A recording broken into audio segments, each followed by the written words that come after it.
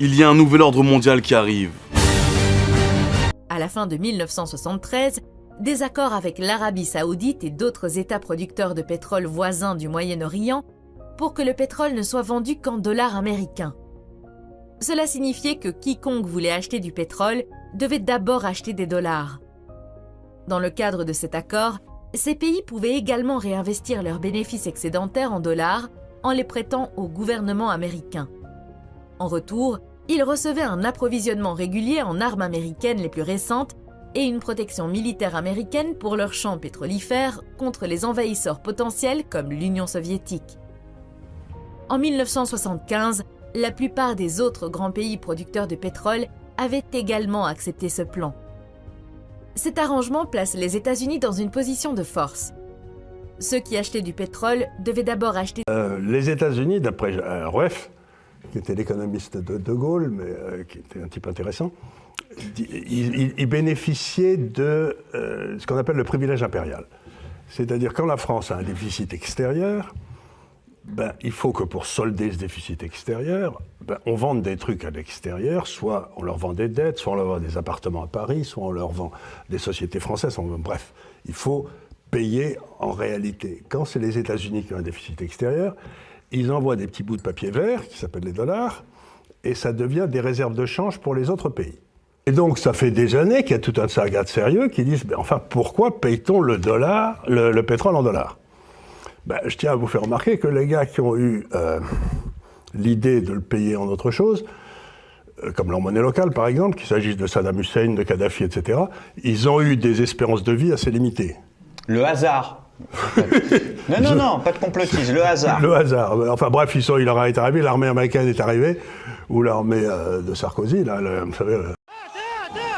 La Libye crée une commission d'enquête sur la mort de Kadhafi.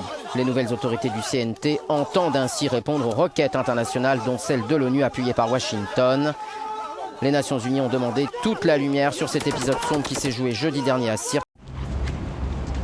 C'était le 30 décembre 2006, il y a 10 ans, l'ex-président irakien Saddam Hussein mourait pendu, 3 ans après la chute du régime qu'il a dirigé d'une main de fer pendant 20 ans. La première fois, il existe un rival réel au dollar, parce que le Deutschmark n'a jamais été crédible, le yen n'a jamais été crédible non plus, pour une raison très simple, c'est que les Américains avaient des bases dans les deux pays.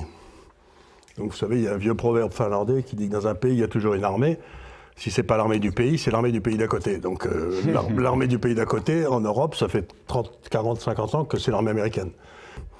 Pour rester la monnaie de réserve du monde, donc avoir ce privilège impérial, il faut que les États-Unis dominent militairement, pour que les autres aient peur d'eux. Mais l'embêtant, c'est qu'avec la Russie et la Chine aujourd'hui, ça fait un très très gros morceau à avaler entre les deux. Donc on arrive rapidement à la fin, on va voir apparaître Et ce qui est très intéressant, c'est quand on a vu la guerre en Ukraine, les États-Unis ont demandé la condamnation à l'ONU de cette invasion, et que tous les pays qui ont voté pour la condamnation, c'est des pays dans lesquels les États-Unis avaient des bases. Quand il n'y avait pas de base, le type votait librement. Donc les 2/3 des pays n'ont pas voté pour la condamnation de l'invasion de l'Ukraine. Ceux qui ont essayé de contester la suprématie du dollar se sont cassés les dents. Ce fut le cas du Japon dans les années 80, qui aurait bien vu le yen jouer un rôle mondial et qui fut forcé d'aller à Canossa et de réévaluer sa monnaie de 100%. Quant à l'euro, il n'a vu le jour qu'avec la bénédiction des autorités américaines. Pour celle-ci, l'euro est un marque élargi. C'est la monnaie intérieure de l'espace européen, mais elle n'a pas vocation à être un concurrent du dollar. Sa part dans les réserves des banques centrales stagne autour de 20% contre 60% pour le dollar. En 2012, coup de tonnerre. La Chine et le Japon signent un accord spectaculaire. Les deux pays s'engagent à libeller une part croissante de leurs échanges bilatéraux dans leurs monnaies respectives, le yuan et le yen. Et ce, à la place du dollar. Un second volet prévoit que les institutions financières japonaises pourront acheter des bons du trésor chinois émis en yuan. Alors, la réaction n'a pas tardé. Le gouvernement centriste japonais est remplacé par Shinzo Abe, qui incarne la droite nationaliste nippone, très anti-chinoise. Et Shinzo Abe ne peut rien refuser aux Américains. Il vire le gouverneur de la Banque du Japon et l'accord qui vient d'être signé avec la Chine ne sera jamais appliqué. Et la guerre en Ukraine va jouer un rôle d'accélérateur. Plusieurs facteurs vont se conjuguer pour accentuer la défiance du reste du monde à l'égard du dollar. Les sanctions contre la Russie, qui s'ajoutent à celles contre d'autres pays, inquiètent les dirigeants de nombreux pays du tiers-monde. Ne risquent-ils pas, au nom de l'extraterritorialité du droit américain, d'être des victimes collatérales s'ils utilisent le dollar pour commercer avec des pays sous sanctions? Le gel, le blocage des 300 milliards de dollars de réserves russes que détenaient les banques centrales occidentales et leur système bancaire ont fait réfléchir les BRICS et bien d'autres pays. Ne risquent-ils pas, eux aussi, un jour, de se voir confisquer leurs réserves? Bonjour les amis. Depuis la Seconde Guerre mondiale, le dollar américain a progressivement remplacé la livre sterling, devenant la monnaie la plus puissante du monde. Il contrôle même de grands pays comme la Russie et la Chine. Cela apporte beaucoup d'avantages aux États-Unis. Alors pourquoi le dollar américain est-il devenu si puissant? Nous allons résumer brièvement cette section. Le dollar est devenu puissant pour une raison très simple, il était détenu en réserve par de nombreux pays. Après la Seconde Guerre mondiale, les États-Unis possédaient 75% de l'or mondial. Pour s'assurer que les pays gardent les dollars en paix, ils ont donné un taux de remboursement fixe, 35 $ égale une once d'or. Par conséquent, détenir des dollars, c'est comme détenir de l'or, nous pouvons être assurés de ne pas perdre de valeur. En 1971, l'économie américaine était en crise, à cause de la guerre au Vietnam.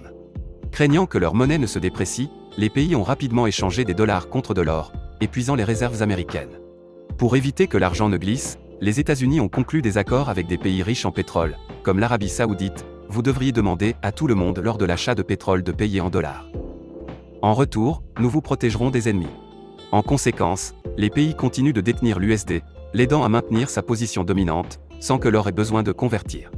C'est premièrement, pour réserver des dollars dans les transactions internationales, chaque pays ouvre généralement un compte bancaire aux États-Unis. Cet argent sera utilisé pour importer et exporter des biens ou payer des dettes. Supposons qu'en 2021, le Vietnam dispose de 100 milliards de dollars en devises et ne dépense que 70 milliards de dollars. Les 30 milliards restants sont appelés surplus. Pour éviter le gaspillage, cet argent est souvent utilisé pour acheter des bons du Trésor américain. Profiter du profit à l'échéance. Il s'agit d'un canal d'investissement sûr et stable. Mais il a l'inconvénient d'avoir des taux d'intérêt bas. Comme lorsque nous déposons à la banque. De nombreux pays possèdent désormais des bons du Trésor américain. Avec un montant total de plus de 7 000 milliards de dollars. Où, le Japon, la Chine et le Royaume-Uni représentent la proportion la plus élevée. Troisièmement, la domination du dollar permet aux États-Unis de lancer des sanctions, ce qui rend la tâche difficile aux opposants. Pour les pays ayant des réserves de change en USD, ils auront généralement un compte bancaire aux États-Unis. Par conséquent, en cas de conflit, leurs fonds peuvent être gelés. L'Iran a gelé une fois 2 milliards de dollars. Afghanistan 9,5 milliards. Et plus récemment la Russie, avec 4,1 milliards de dollars. En fait, ces montants ne sont pas très importants. Mais les États-Unis se joignent souvent à leurs alliés européens pour bloquer tous les comptes de change de leurs ennemis. Par conséquent, le montant d'argent perdu peut être très important. En accord avec nos partenaires européens et américains, nous avons, comme vous le savez, retiré du circuit de paiement SWIFT un certain nombre de banques russes. Un G7 du ministre des Finances aura lieu demain sur ce sujet et nous poursuivrons la coordination au titre de la présidence française sur la mise en œuvre effective du retrait des banques russes du circuit de paiement SWIFT. Par ailleurs, l'intégralité des avoirs de la Banque centrale russe ont été gelés cette nuit.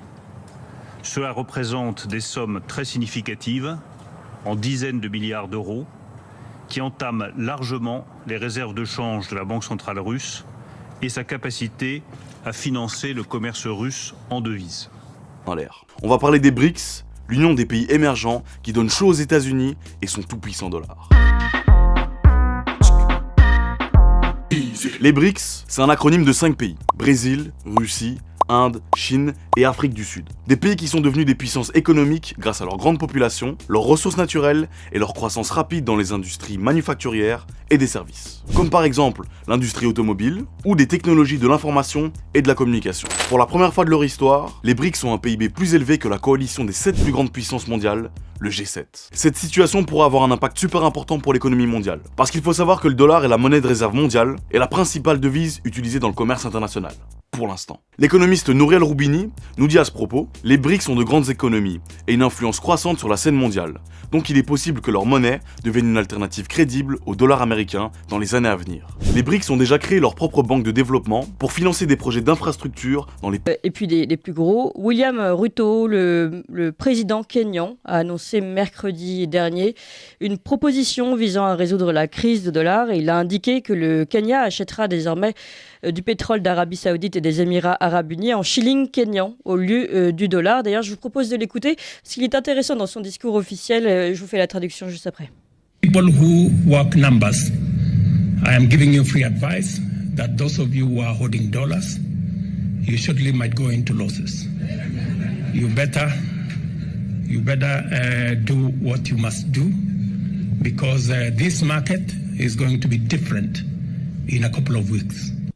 Voilà, je vous donne un conseil gratuit, dit-il. Si vous avez des dollars, si vous accumulez des dollars, eh bien, vous risquez de subir des pertes dans peu de temps, ce qui fait d'ailleurs rire la salle. Vous feriez mieux de vous en débarrasser, de faire ce que vous avez à faire, dit-il, parce que ce marché sera différent dans quelques semaines.